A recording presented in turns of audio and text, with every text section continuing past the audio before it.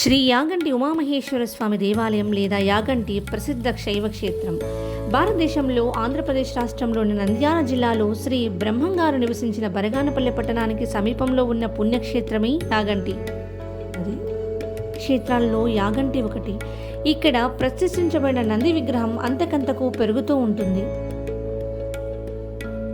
ప్రతి 20 సంవత్సరాలకు 1 అంగుళం పెరుగుతూ ఉంటుందని పురావస్తు శాఖ వారు ధృవీకరించారు.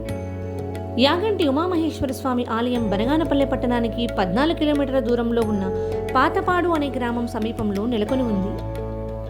అగస్త్య మహర్షి తపస్సు చేసిన గుహ, వీరబ్రహ్మేంద్ర స్వామి తపస్సు చేసిన గుహ వంటి పేర్లతో ఇక్కడ చారిత్రాత్మక పౌరాణిక గాథలు ముడిపడి ఉన్నాయి.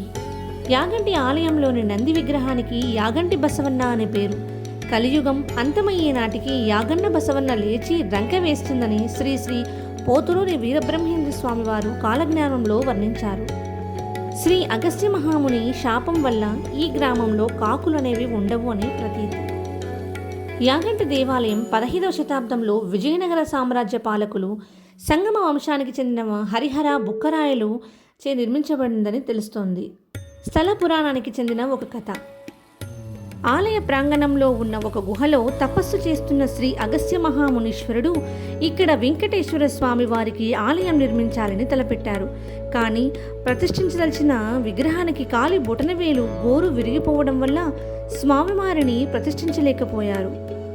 నిరాశకు గురి అయిన మునీశ్వరులు శివుని కోసం తపస్సు చేశారు. పరమేశ్వరుడు ప్రత్యక్షమై స్థలం కైలాసాన్ని పోలి ఉందని శివుణ్ణి ప్రతిష్ఠించమని చెబుతాడు. అప్పుడు మునీంద్రుడు ఒకే శిలపై పార్వతీ సమేతుడైన ఉమామహేశ్వరుణ్ణి ప్రతిష్ఠించాడు. మరొక కథ కూడా ప్రాముఖ్యంలో ఉంది.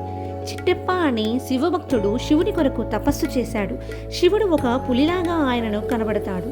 అప్పుడు పరమేశ్వరుడు తనకు పులి రూపంలో ప్రత్యక్షమయ్యారని గ్రహించిన చిట్టెప్ప నీకంటి శివును నీకంటి అంటూ ఆనందంతో నృత్యం చేశాడు. ఆలయానికి దగ్గరలో చిట్టెప్ప గుహ కూడా ఉంది.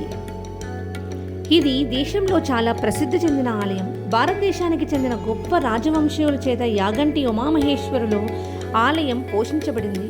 యాగంటి క్షేత్రంలో ప్రధాన ఆలయంలో శ్రీ ఉమామహేశ్వరుని లింగం ఉంది. శివుడు, పార్వతి, నంది ఈ ఆలయంలో దేవతామూర్తులు. ప్రతి సంవత్సరం శివరాత్రి నాడు ఇక్కడ శివభక్తులచే ఘనంగా ఆరాధన జరుగుతుంది.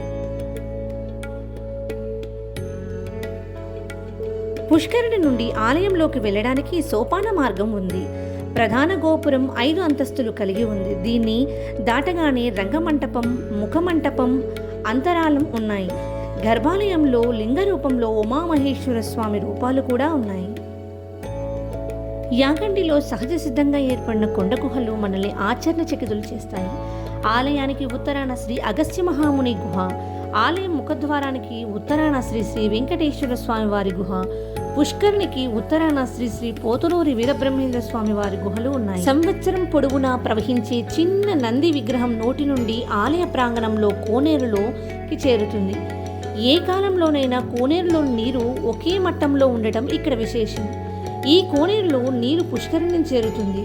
ఇందులోని నీటికి ఔషధ గుణాలు ఎన్నో ఉన్నాయి. ఇందులో స్నానమాచరిస్తే సర్వరోగాలు నయమవుతాయని భక్తుల నమ్మకం. అగస్త్య పుష్కరిణిలో స్నానమాచరించిన తర్వాత శివుణ్ణి ఆరాధించేవారు.